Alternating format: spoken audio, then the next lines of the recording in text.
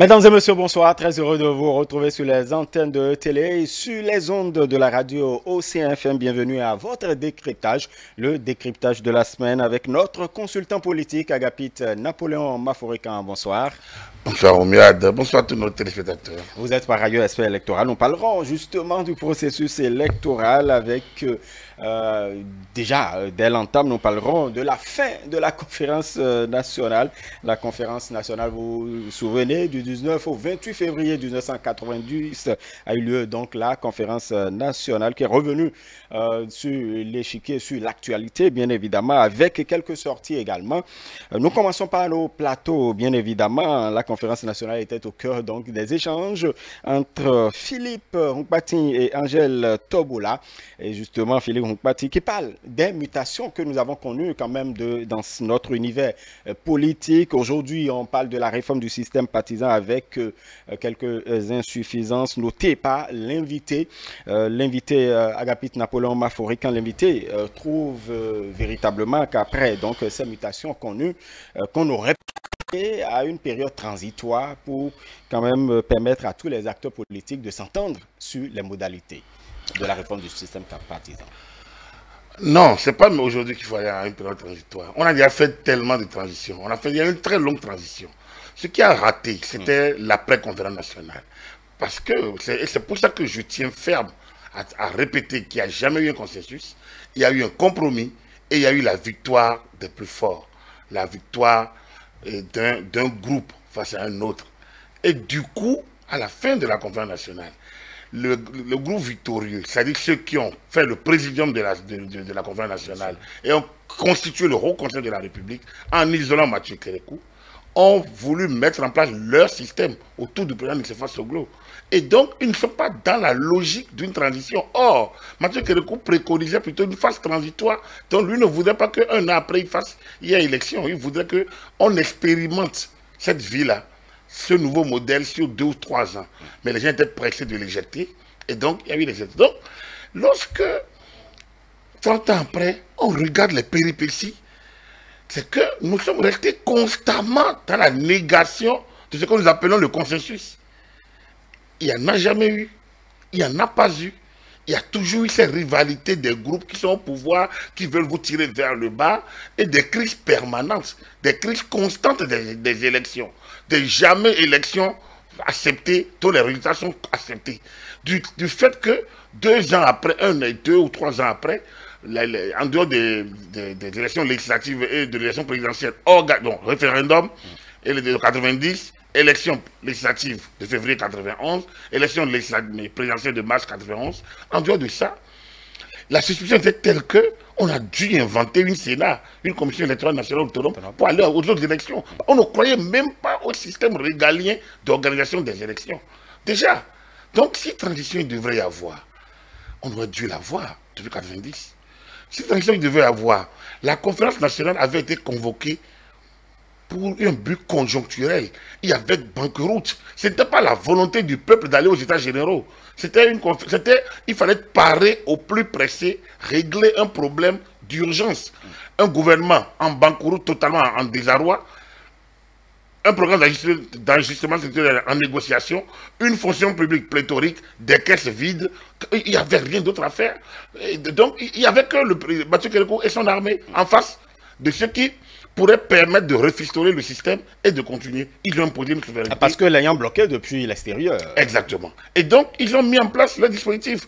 Et à la fin, le 28, Mathieu Kérékou ne pouvait rien faire d'autre. Il n'avait pas les moyens de sa politique. Il y a eu la chute du mur de Berlin en 1989. Il n'y avait aucun moyen de résister au système. Il a accepté en se donnant du temps.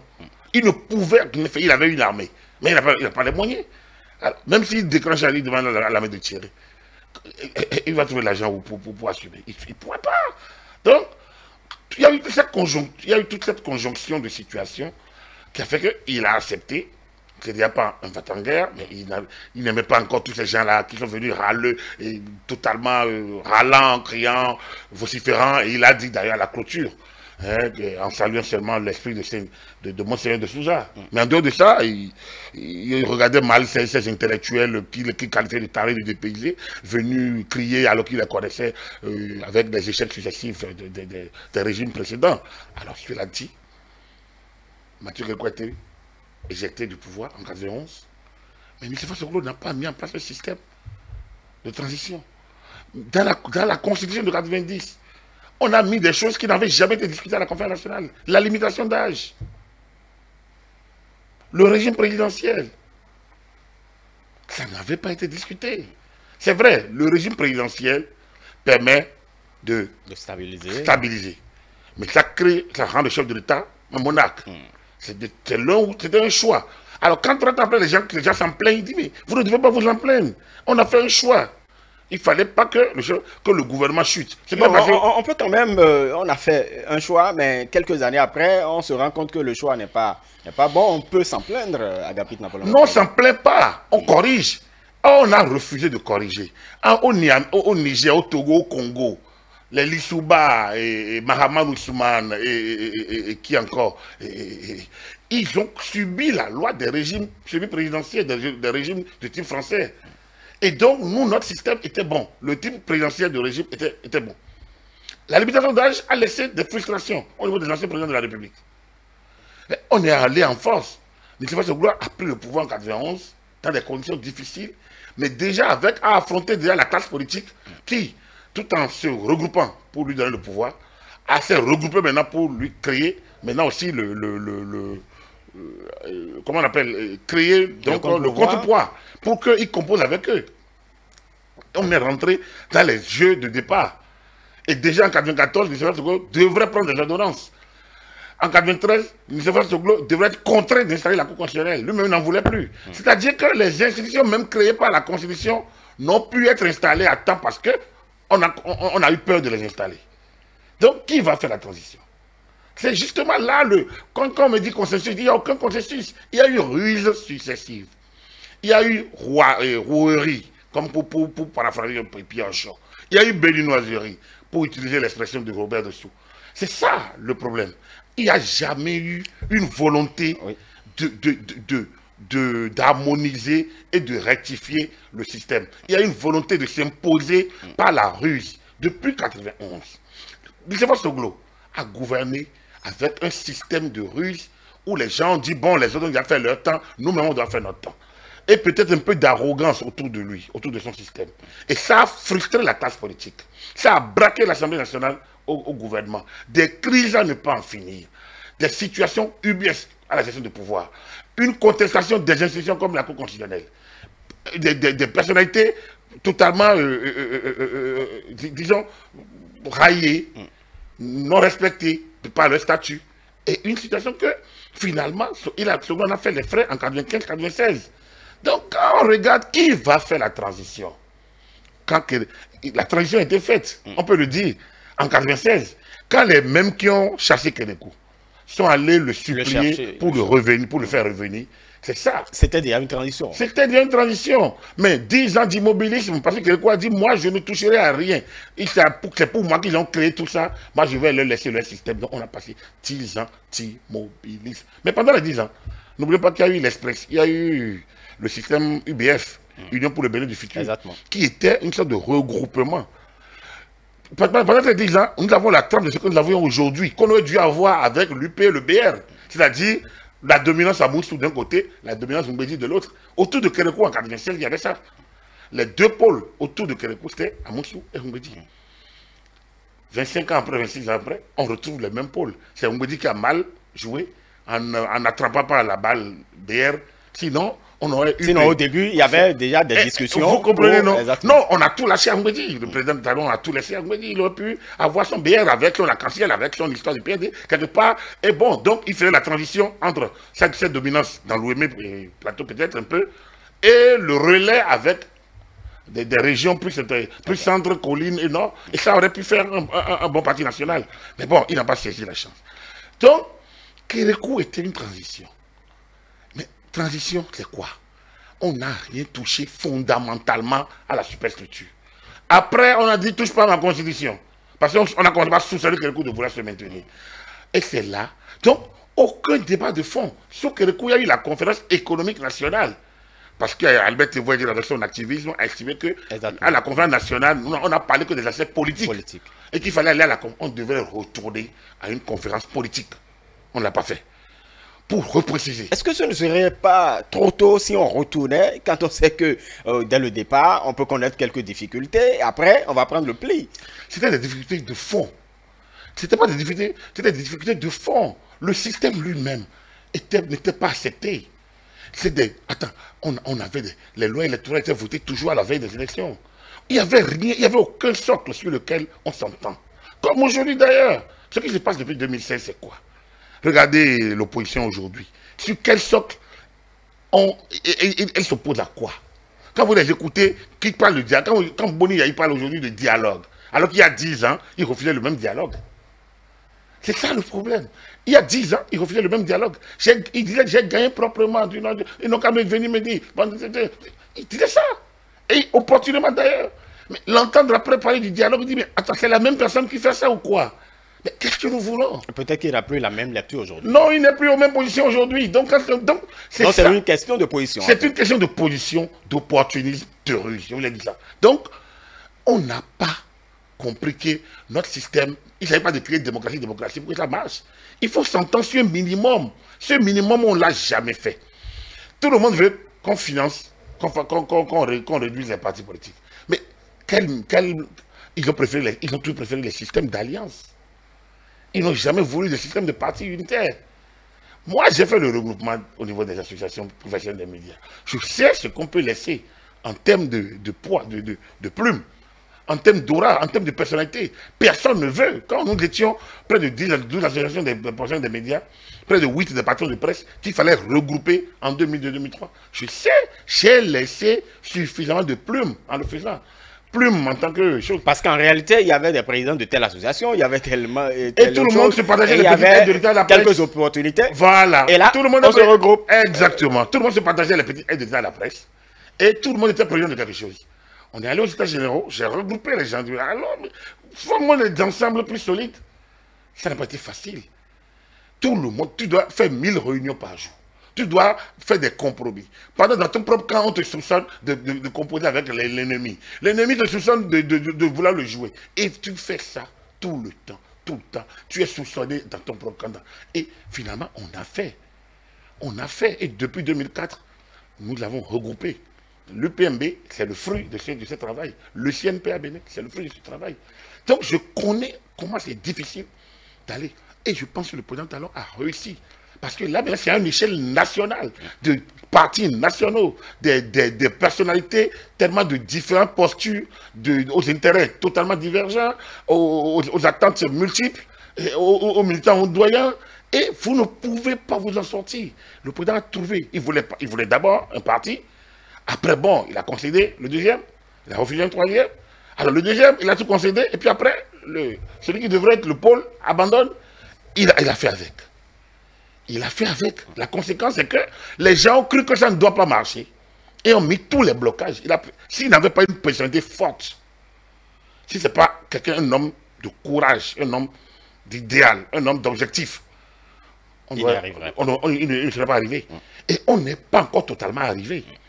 Les 5 prochaines années vont être très décisives. Très décisives.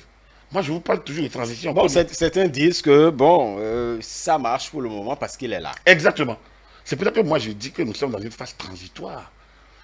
Le président Talon a encore du travail à faire. Il a encore beaucoup à semer. Les partis ne sont pas encore cohérents. Il y a encore des frustrations. Il y a encore des petits clans. C'est normal qu'il y ait des courants. Mais il n'y a pas de courant, il y a des clans. Et donc, tout ça, ce qui se passe dans l'opposition, regardez tout ce qui se passe, le chamboulement.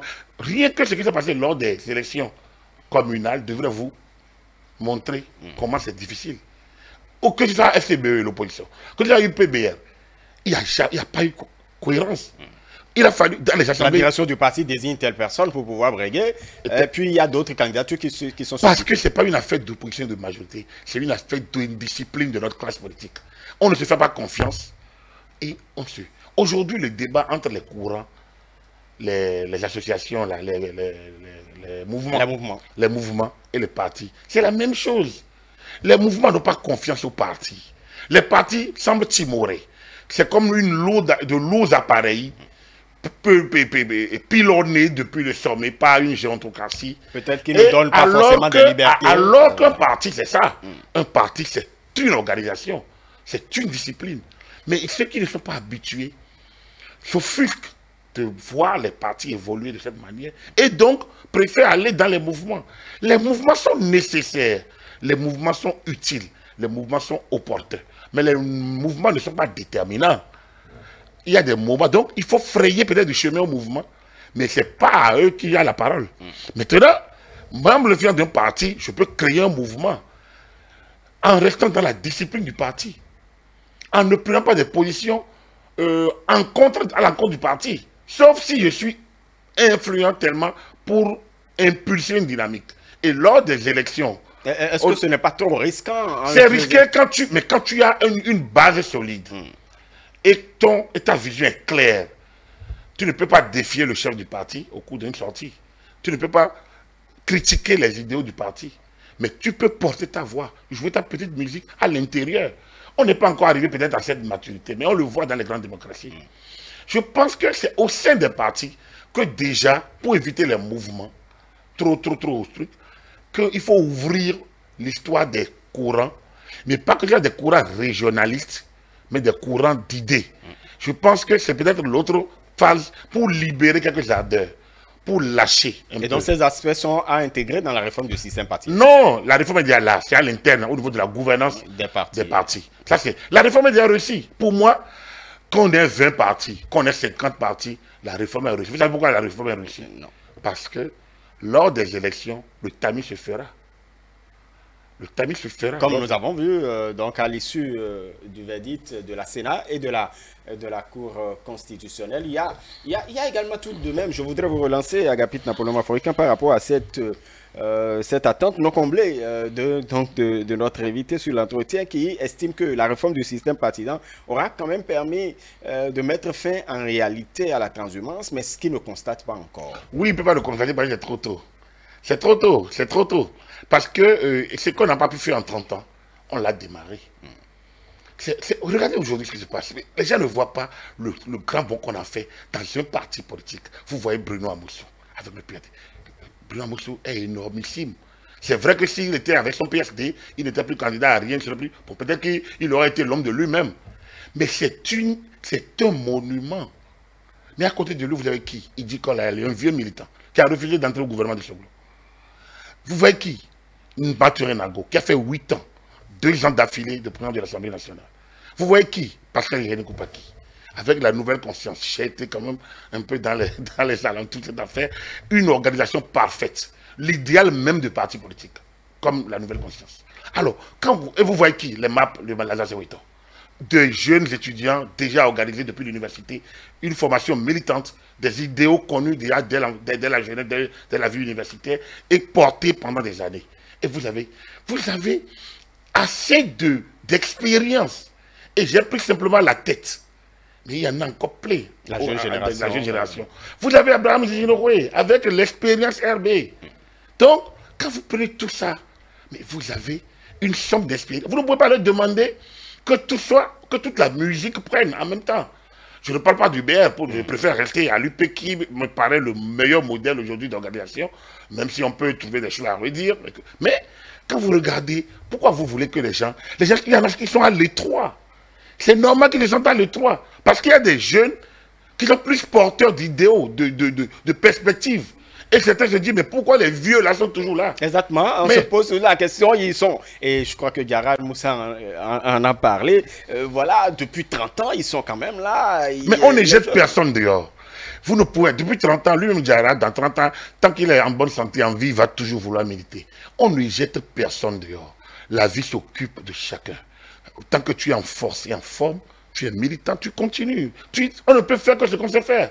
Après, naturellement, les places vont se libérer. Les places se libèrent, soit par lassitude, soit par dépit, soit par incapacité, ou soit par décès. Mais vous savez que les jeunes, nous sommes pressés. Non, oui, mais vous êtes pressés, mais on est pressé ne veut rien dire. Il faut être pressé. Mais les autres, ils sont là. C'est une dynamique Donc, c'est pour ça que je dis qu'il faut lâcher les courants. Donc, pour moi, je n'ai aucun problème avec les transhumants. C'est normal. Et il y en aura encore. Je vous dis, après l'élection présidentielle, il va se créer une sorte de chamboulement au niveau des partis politiques. C'est vrai, ça va être maîtrisé entre 2021 et 2023. Parce qu'il y a des élections législatives. Exactement. Quand le président Talon lâche à Moël, à UDBN, au PAD, qui soutiendra, ça veut dire quoi? Eux, ils espèrent. Ils vont dynamiser. Vous voyez, la présidentielle, elle est sur le terrain tout le temps. Parce qu'elle a été revigorée par le système présidentiel. Or, le contenu de la charte des partis politiques et de la réforme est toujours là. Le parti doit s'incruster. Donc, les militants des déçus ici peuvent rallier le camp.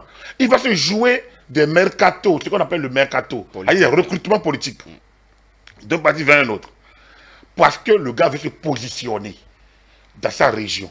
Quand je suis d'Avranco. Je sais que ma circonscription électorale, c'est la 22, la 20e. La 20e, par exemple. Et je sais que je vais être député. Et je sais qu'à l'UP, il y a Augustin Ouattara. Je me dis, bon, d'accord, pour que moi je me positionne, pourquoi j'irai dans l'UP? Pourquoi je vais être dans l'ombre d'Augustin Ouattara? Or, c'est à toi de savoir, mais autant il y a Ouattara. Mais si tu te positionnes ailleurs, quelle est ta force de frappe?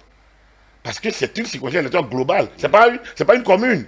Donc, le calcul va être tellement aussi fort que si tu te trompes, en disant que bon, je ne veux pas d'Augustin, mais et à Dambo, qui tu as là-bas, et à Djohou. Donc, si tu ne fais pas de bons calculs, tu vas t'échouer. Donc, soit tu as la patience de dire l'autre est devant moi, je m'aligne, si je ne suis pas député, je serai élu communal, je vais peut-être continuer, peut-être que mon destin n'est pas d'être député. Mais si tout le monde ambitionne les mêmes choses, comme on le sent, au même moment, comme on le sent aujourd'hui, ça l'a toujours été dans ce Bénin, il y aura toujours encore des mutations. Et ces mutations, il y en aurait. Regardez, les sanctions aujourd'hui au BR, oui. Ça va à l'emporte-pièce. Ça a une origine. Mais est-ce que c'est opportun? Ça crée des frustrations. Effectivement. Donc, c'est la question aujourd'hui.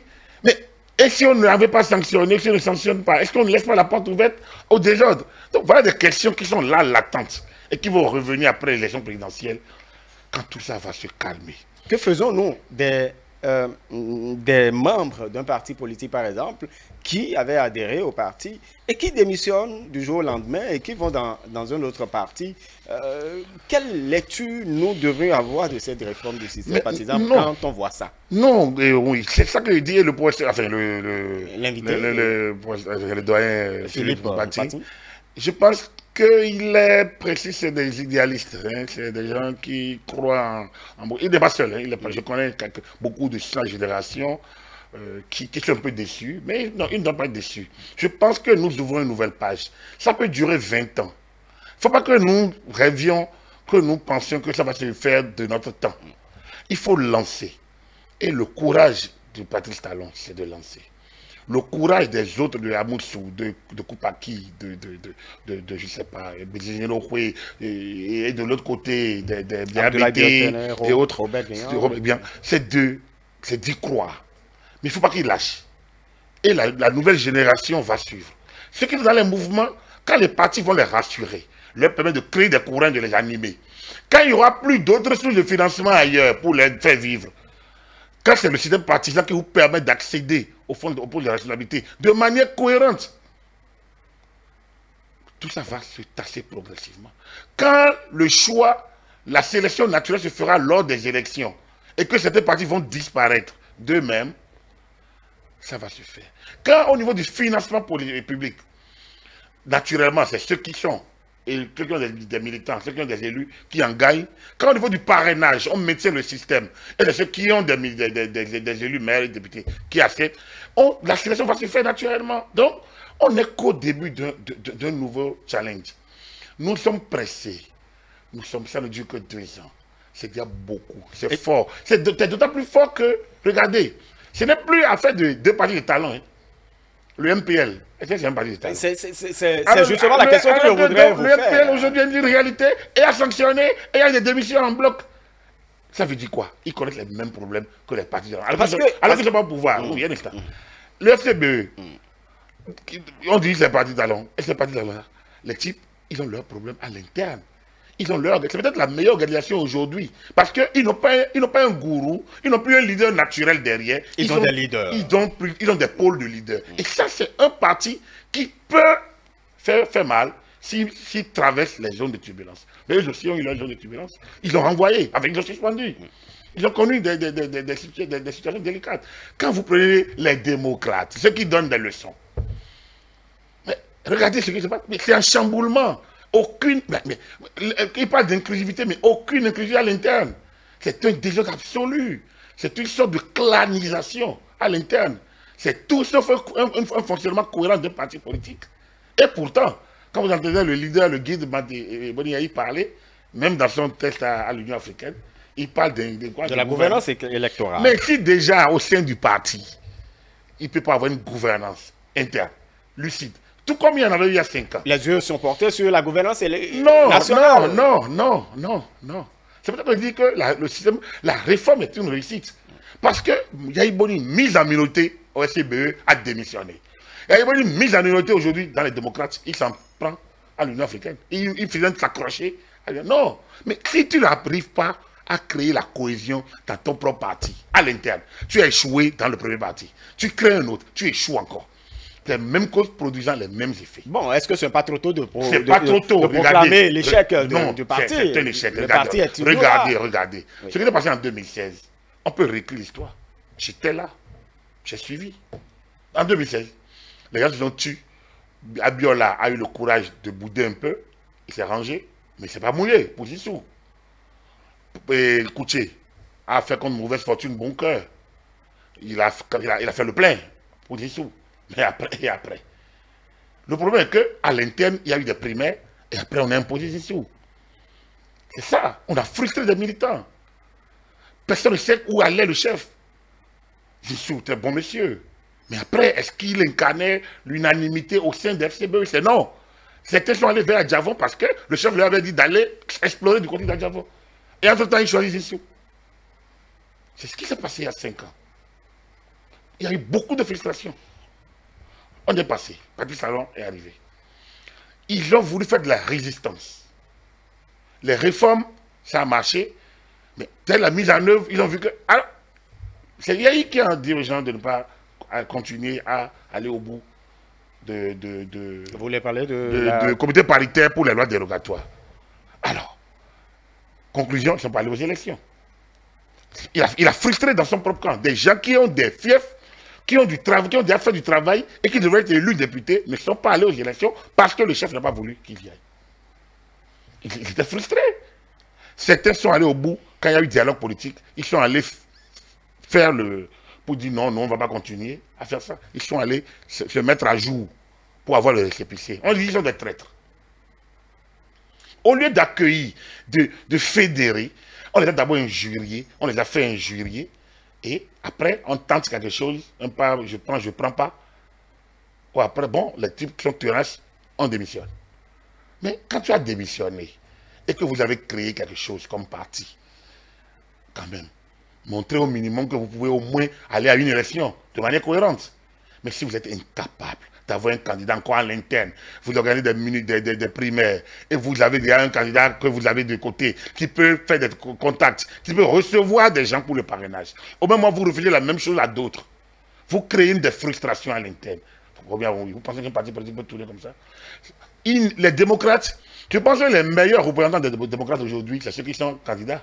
C'est eux qui portent l'idéal démocrate. Il n'y en a pas. Et il n'y en aura plus. De cette manière-là, ça va se casser. Ça va se chambouler après les élections. L'idéal, là, demandez-moi, est-ce que Erika Mandougou, elle-même se sent démocrate? Elle est sans doute proche de Boniaï.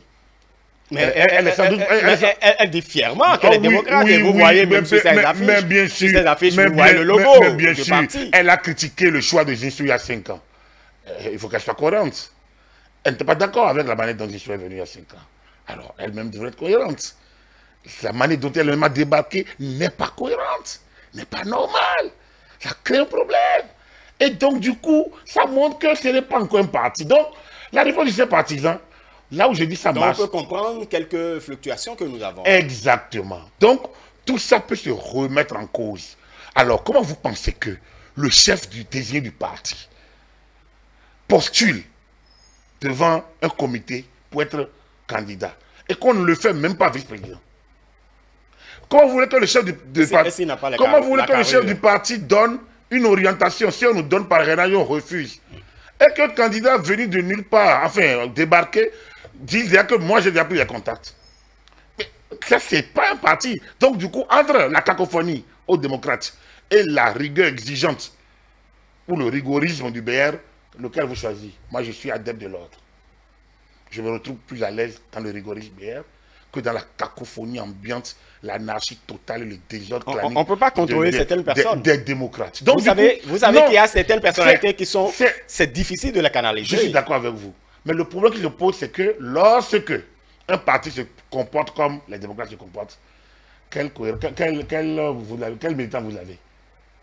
C'est encore la cohérence, c'est encore ceux qui sont candidats aujourd'hui. Eux, ils proclament, ils ont été lucides et cohérents envers eux-mêmes. Agossa, Kowe, Agossa. Alors après, ils valent ce qu'ils valent. Moi, ça, c'est leur problème. Ils disent qu'ils vont gagner, ils n'ont qu'à gagner. Mais au moins, eux, ils sont restés cohérents parce qu'ils n'ont pas fait pire. Eux sont au moins militants de base. Et ils n'ont commis aucune faute.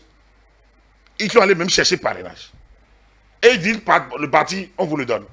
Et les gens ont refusé, ils sont allés chercher. Mais le parti a écrit, on n'a jamais mandaté quelqu'un. Exactement. Et après, ben, je lamente qu'on a empêché les militants, des gens d'avoir parrainage. Quelqu'un vous offre le parrainage. Donc, oui, il y a une incohérence totale à ce niveau. Je n'ai pas envie trop de m'attarder sur ça, mais je vous montre simplement que l'anti-exemple, c'est que les démocrates, c'est l'incarnation de l'ancien système partisan.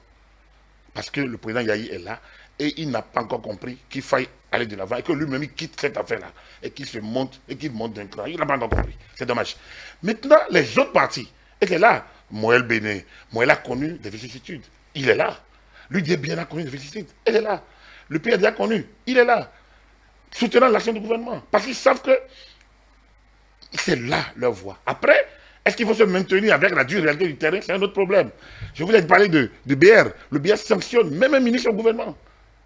Il doit être content. Pourtant, là maintenant c'est un maire qui est sous la sanction. Et ça, nous avançons. Quelque chose change. Donc, quand vous regardez la situation UPBR, UDBN, PRD et autres, et vous voyez FCBE, MPL, et vous regardez les démocrates, vous voyez là où il y a le désordre. C'est les champs des démocrates qui doivent s'adapter au nouveau système partisan. Et le meilleur changement à faire, c'est que quelqu'un arrive à démocratiser le président Yahi, à lui expliquer que les choses ont évolué. Et qu'en tant qu'ancien président de la République, ayant lui-même dit ancien président de l'Union africaine, mais l'Union africaine n'est pas porteur de ces valeurs-là, les valeurs du désordre et d'anarchie, non. Et donc, normalement, il faudrait expliquer au président qu'il doit prendre la hauteur, et que ça a échoué en 2019 à cause de lui, et qu'il a frustré les gens en 2019, et qu'en 2020, les gens lui ont tenu tête. Et qu'en 2021, les gens lui ont encore tenu tête, c'est son autorité qui... C'est pas Patrice Talon. Il se trompe totalement. Et si les membres du parti n'ont pas la même lecture, par exemple, ils en ont. C'est en dehors les vieux, les gens qui n'ont pas d'autre chose à faire, qui tournent autour parce qu'ils ont terminé un peu leur parcours, ou bien ils ont peur en dehors d'eux, tous les autres. Regardez combien de candidats le parti a eu en dehors de ce système. Les gens, l'élite aujourd'hui du Parti des démocrates n'est pas d'accord avec le président Yahi. Je dis, il n'y a que les gens, je ne sais pas si je vais citer des noms, mais il n'y a que eux. Et donc, vous les éjectez, ils n'ont même plus de fief, ils n'ont plus rien. Mais ils sont obligés de faire le salam alek pour pouvoir exister encore. Mais quand vous les sortez, le parti ne vaut plus rien. Et pourtant, il y a des militants dedans. Moi, je regarde un gars comme Eric Mundete, qui a quand même été actif à un moment donné. Aujourd'hui, il est l'homme de lui-même dans cette affaire-là. Après se faire ridiculiser au Parlement, vice-président de l'Assemblée nationale, ayant signé un document, revenant là-dessus, mais c'est manqué d'idéal. Et pourtant, on sait, il doit vivre le martyr. Mais il est obligé de boire la calice jusqu'à la lie, on dit. Donc, c'est ça un peu ce qui est perturbant dans ce domaine. Donc, le parti, puisque nous sommes sur la réforme, tout à fait. Non, il n'y a pas d'échec. Il y a des partis qui font leur petit bonhomme de chemin, l'UP, le BR, Moël, les autres, les MPL, FCBE, ils cherchent à l'interne. Et puis il y a les démocrates qui sont encore l'incarnation de l'ancien système partisan et qui, même s'ils se sont regroupés, ils sont plus en alliance qu'en parti. Et après tout ça va se désagrégé à un moment donné, pour peut-être donner naissance à quelque chose de plus cohérent, j'espère. Et donc, pour conclure peut-être sur cette acte, dire que non, M. Mbati n'a pas peut-être tort s'il est pressé, mais on va connaître encore des moments d'instabilité. On va les connaître, mais c'est le terrain électoral qui va toujours... Ce que nous aurons, regardez, aujourd'hui, on n'a que 3 duos, n'est-ce pas? On n'aura pas 10 duos. Non, on n'aura plus, on n'aura plus. On n'aura plus. À moins que... Bon, peut-être après 2023... Mais quel intérêt ceux qui sont là aujourd'hui, ou ceux qui seront là même avec les démocrates peut-être en 2023, auront à ouvrir largement? Ils n'auront plus. Donc, il y aura peut-être quelques petites retouches, mais c'est parti pour durer. Et donc, nous allons nous habituer à avoir désormais 3, 4, 5 duos, pas plus. Et même là, le financement va faire, va essayer. Parce que ce qui s'est passé avec Réka Mandougou et les soupçons d'argent occulte de l'extérieur, parce que Gbadamassi a parlé d'opérateurs économiques, c'est dangereux pour un pays souverain, que l'argent occulte de l'extérieur finance les élections. C'est les intérêts nationaux qui sont en jeu. Bon, je pense que le législateur doit regarder ça de près. Moi, je ne parle même pas du juge. Ça, ce n'est pas mon problème. C'est déjà bien qu'on essaie de documenter. Mais le législateur doit regarder ça de plus près et veiller à ce qu'il y ait une clarification des moyens de campagne. Parce que lorsque des intérêts étrangers, vous savez, notre continent est en proie à des soubresauts, à des tumultes, à des turbulences. Et de là à là, les liaisons sont vite faites. Entre ici et là, je n'ai pas envie de dire plus. Et donc, lorsque n'importe quel argent est éjecté, c'est que les réseaux sociaux sont noyés. Les jeunes désœuvrés reçoivent c'est le plus des prébendes. C'est des sommes assez considérables pour écrire n'importe quoi. Ils s'en foutent de l'effet. Les médias noyés, l'opinion publique, les faiseurs d'opinion noyés. Alors, les institutions peut-être perturbées. On peut aller à volo. Donc, nous devons veiller à ça. Je pense que les législateurs... Bon, pourtant, certains avaient quand même estimé qu'on pourrait aller à un marchandage. Et puis, on avait, bon, estimé que, bon, c'était pas compliqué, c'était pas difficile à avaler, à comprendre. Non, je ne parle pas de parrainage. Moi, je parle du financement de tout le système. Vous pensez que les réseaux sociaux noyés, c'est parrainage? Quand les mêmes personnes, quand ils commencent pas à répéter les mêmes choses, à injurer, quand vous raisonnez, on vous injurie, parce qu'on leur a mis des choses mécaniquement dans la bouche, on leur écrit, il y a des officines qui leur écrivent des choses, et ils postent. Quand il y a l'argent, quand il y a l'argent débordant, quand il y a l'argent devenu notre maître, dont parlait l'autre, qui nous dit toutes nos extravagances, tous nos abus, et qu'il n'y a plus de repères. Et donc, si l'argent qui est normal dans la campagne est utilisé, il n'y a aucun problème. C'est normal, une campagne, c'est des déploiements de moyens.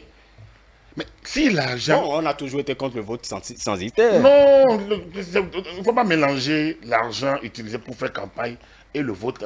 Et justement, c'est le vote censitaire que je combats là. Donc il faut faire attention. Pour aller aux élections, vous n'avez pas fait d'affiches, vous n'avez pas fait de meetings, c'est des moyens, vous n'avez pas géré les médias, vous n'avez pas signé un contrat. Donc il y a une logistique électorale qu'une candidature doit gérer. C'est tout à fait normal. C'est pour ça que dans toute la démocratie, on parle du budget des élections. Donc des frais, donc la Cour des comptes est là pour faire le point en principe des dépenses électorales. C'est normal qu'il y ait des dépenses électorales. Il y a des normes. Mais après, d'où proviennent les moyens? D'où proviennent les moyens? Les sources. Ce qui se passe aujourd'hui doit attirer notre attention sur le rôle de l'argent dans les élections. Nous devons faire beaucoup attention. Et donc, en tout cas, moi, porteur d'un certain idéal, de certains agitateurs d'opinion, je pense qu'après les élections, on va revenir encore sur cette question. Il faut que le législateur regarde ça de près pour que nous n'en arrivions plus à des situations encore plus graves. Je pense que Dieu ne peut pas nous aimer plus que ça. C'est une sorte d'alerte, la situation qu'on a connue avec le Karikia. C'est une alerte. Et on doit pouvoir être vigilant pour que ça ne se répète. Parce que ça débat de nulle part avec suffisamment de moyens. Ça peut noyer, ça peut dégénérer, ça peut déstabiliser la démocratie. Donc, ça fait partie des succès de la réforme. S'il n'y avait pas eu cette réforme, on n'aurait pas arrêté ces désordres. Parce que c'est une situation, non, ceux qui l'ont créé n'ont pas pensé que ça pourrait être arrêté. Ils pensaient qu'ils voulaient aller jouer à la ruse ou à la ruerie, donc le pal. Parce que bon, voilà, on crée une sorte de primaire. Au même moment, on a la cartouche. On peut négocier alors qu'on empêche les autres de négocier et on débarque avec de l'argent et on peut les noyauter dans le système et on peut créer la zizanie et après et le pays est en vente libre. Non, on ne peut pas. Du coup, bon, on attend quand même le verdict de la justice. Non, moi je ne parle pas du verdict de la justice. Je dis ce que nous avons vu faire. Parce que nous avons quand même vu le camp Guivor qui a dit que c'est bon. Ne sommes pas naïfs, on a vu finir. En quoi les gens sont allés? Badamassi a dit, ça n'a pas été absolument démenti, il a même parlé d'opérateurs économiques étrangers. Je pense que ce n'est pas inventé. C'est pas inventé. Donc, il faut qu'on prenne ces choses au sérieux. Il ne faut pas qu'on pense toujours que c'est sur le plus de la politique. Sans doute, Badamassi s'est intéressé peut-être. Il sait pourquoi il est allé négocier, je ne sais pas. Et c'est de bonne guerre parce qu'il a dit qu'il a informé son parti. C'est normal en tant que député qu'il négocie. Mais après, ce dont ils ont parlé, alors, donc, même si la justice les écoute, mais c'est qu'il n'y a pas de fumée sans feu. Et donc, il faut clarifier ça. Moi, je pense que, moi, je ne demande pas qu'on sanctionne quelqu'un, mais c'est qu'il faut que le législateur veille à renforcer. Et je dis salut l'artiste, parce que c'est, contrairement à ce que beaucoup pensent, je pense que nous avons mis en place l'une des meilleures législations par rapport aux élections depuis 1990, depuis la fin de la conférence nationale. Nous avons changé la donne. Et ça a surpris plus d'un. Aujourd'hui, regardez le duo de FCBE. Ils n'ont pas usurpé leur position. Le parti lui a dit, allez chercher, allez quérir. Ils sont partis, ils sont revenus. Ils ont fait le point, ils ont choisi leur duo. Regardez le duo Koé Agossa. Agossa dit, mais je suis prêt à leur donner ça. C'est mon parti, je voudrais que mon parti soit. Les gens auraient pu faire comme une mauvaise fortune de mon cœur, prendre les parrainages. Ils n'ont pas voulu prendre. Ils ont joué aux zozo.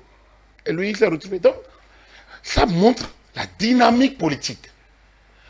Ce qu'on doit faire pour se maintenir sur l'échiquier. Et ça, c'est grâce à nos réformes aujourd'hui qui font que vous devez jouer au clair, vous devez jouer franc, vous devez jouer ouvert. Vous jouez caché, vous n'aurez pas. Parce que ces parrains-là aussi ne sont pas aussi godillots. Il y a un appareil politique qui est derrière le parti. Les élus sont libres. Le parti veille. Et ça, c'est une dualité importante. L'élu est libre, mais il vient d'un parti. C'est à lui de savoir quel, et j'ai toujours dit ça, quel ajustement. Et donc, vous avez vu, quand Soui a dit, on t'a remis ta fiche, librement. Tu es allé librement vers le parti. Donc, c'est ton problème. J'ai toujours dit ça, que le parti ne s'impose pas à l'élu. Mais l'élu doit se discipliner en sachant qu'il vient d'un parti, mais sachant qu'il n'a pas de mandat impératif. C'est à lui de faire sa synthèse à son niveau. C'est pour ça qu'il est un élu. Cette réforme est une réussite. Elle est déjà une réussite. Après, ce n'est pas encore une fin. Ça va se poursuivre parce qu'il y a encore des choses à ne pas faire. Il y a encore beaucoup. Donc, la transition dont parle monsieur Pati, qui est notre plan de résistance, on peut le relier avec la fin de la conférence nationale. Mais je pense qu'après 30 ans d'atermoiement, on a repris la marche ascendante avec l'arrivée de Patrice Talon. Et ces réformes qu'on a tentées partout et qu'on n'a pas réussi, et qui se mettent en place aujourd'hui, qui font graisser dedans beaucoup, qui font mal à beaucoup, parce que les gens n'arrivent plus à trouver leur plébande, mais qui, maintenus, fermes et renforcés, corrigés par-ci ou par-là, je pense que dans 20, 30 ans, le Bénin sera sur une nouvelle pente totale. D'ailleurs, ça je le vois déjà avec les indices. Je pense on peut parfaire et aller beaucoup mieux. Très bien. Agapit Napoléon Maforican, il y a tout de même le groupe national de Contact qui n'a pas la même lecture des réformes au Bénin, puisque le groupe national de Contact a installé aujourd'hui, donc profitant de cette souvenance de la conférence nationale, 31 ans après, donc le groupe de Contact a mis en place un cadre national de concertation pour la restauration de la démocratie et de l'état de droit.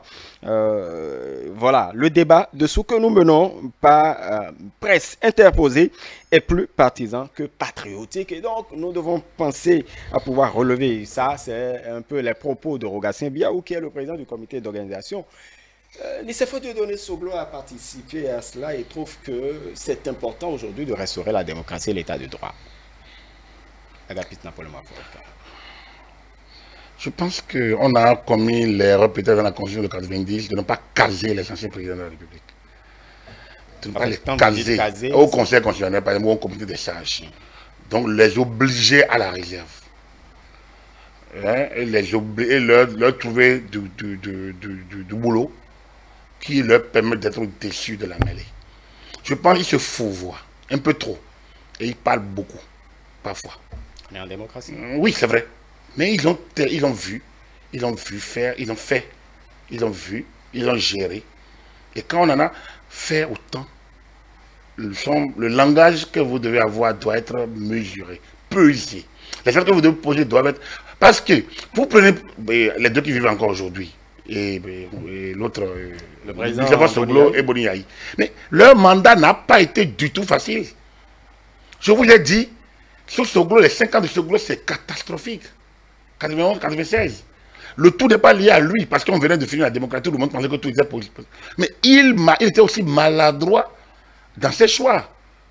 Mais demandez à Adrien me dit ce que son aide de cas a eu comme malheur. Au cours d'une réunion, on parlait de la présidence. Demandez à l'Assemblée nationale de me dire comment on lui a refusé même l'autonomie financière. Demandez comment le président Soglo a refusé d'aller faire des discours sur l'état de la nation. Et demandez comment le groupe parlementaire, le renouveau de Bernard Paoletti, a voulu éjecter le bureau de l'Assemblée nationale et donc changer Adrien Ngwedi et son discours épique d'octobre 1993. Posons-nous la question de comment la Cour constitutionnelle a été installée, comment on a voulu virer le président de la Cour suprême en 1994. Comment Monseigneur de Sousa a fini par démissionner du Haut Conseil de la République. Un Haut Conseil de la République censé faire 12 mois et qui a fait plus de 36 mois. Ça, c'est la conférence nationale. On était aux premières années d'apprentissage. On était, oui, dans la rouerie. On était dans la ruse. On était dans rien. C'est-à-dire que, à la fin de la conférence nationale, les Daomés ont repris leur banc. Ceux qui ont gagné ont repris. Kérékou est là comme un spectateur. Et chacun, on a repris nos jeux anciens. Ceux qui ont gagné ont cru qu'ils ont gagné un pouvoir. Ils n'avaient aucune légitimité. Je le dis toujours. Ils avaient une opportunité de contribuer, mais personne ne les avait envoyés. Donc, comme je dis toujours, la conférence nationale était conjoncturelle, ne peut pas être structurelle. On ne peut pas le garder comme quelque chose de fondateur. Ça n'a rien fondé. Ça a permis aux gens de se retrouver. C'était un moment historique. Mais son historicité peut s'analyser de plusieurs angles, sur plusieurs angles. D'abord, d'un État totalement défaillant.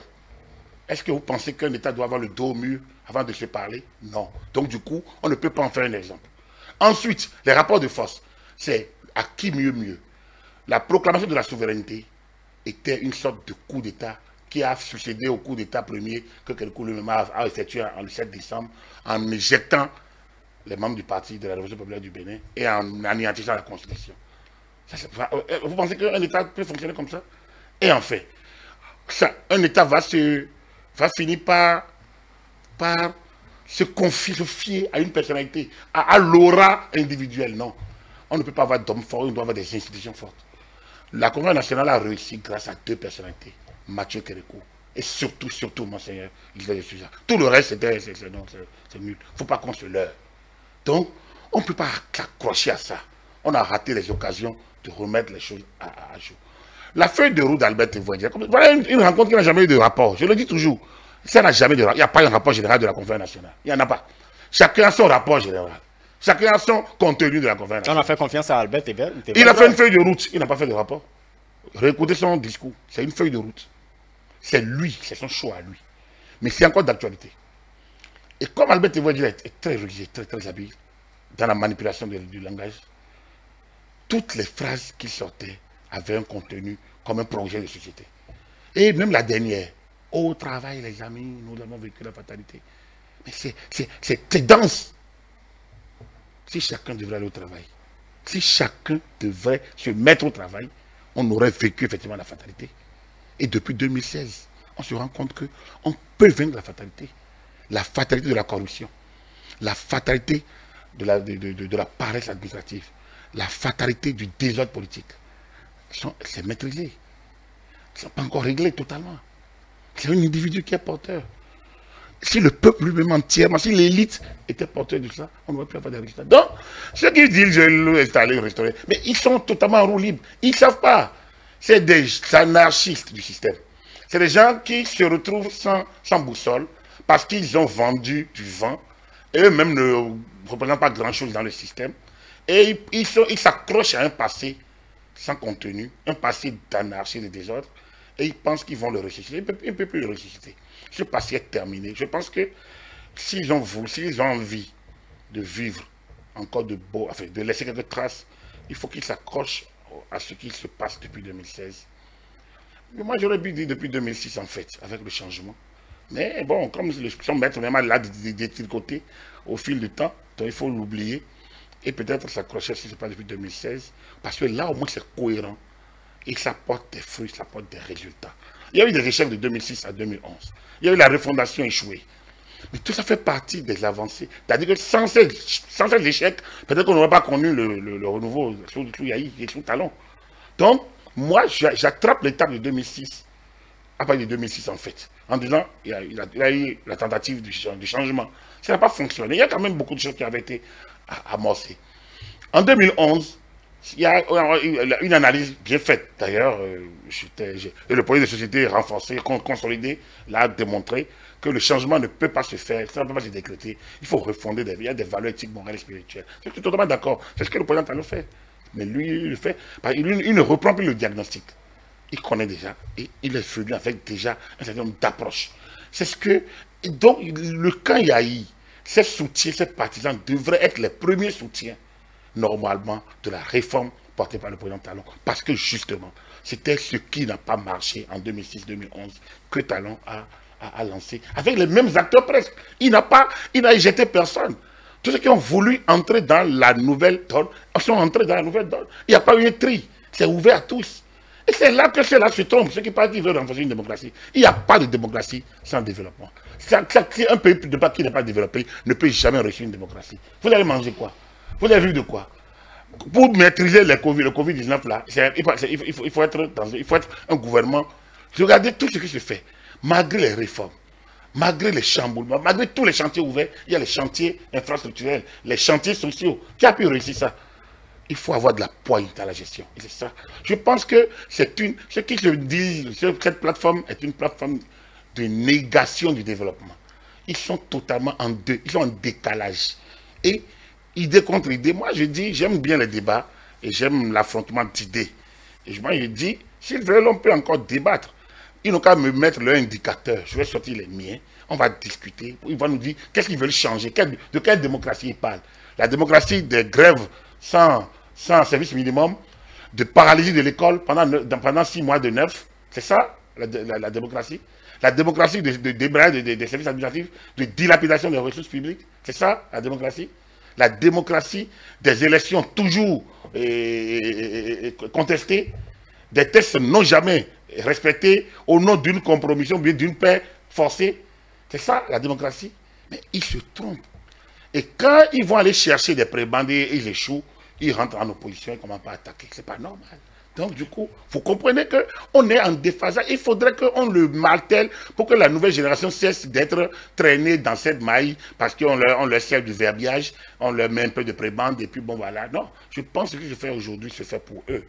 Nous, on a la cinquantaine, on est peut-être encore là pour quelque temps, mais les gens disent, oh, ils font ça pour avoir des trucs, on les paye. Non, non, du tout. Moi, il dit, nous le faisons par patriotisme, comme ça a été fait sur Yahi.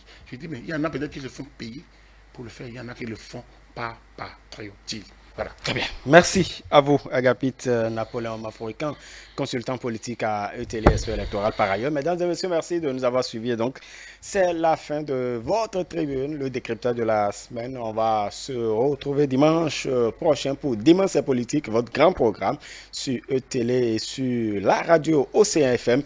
Agréable suite de programmes sur nos antennes. Après nous, vous suivrez nous, Bassa. Agréable soirée à chacun et à tous.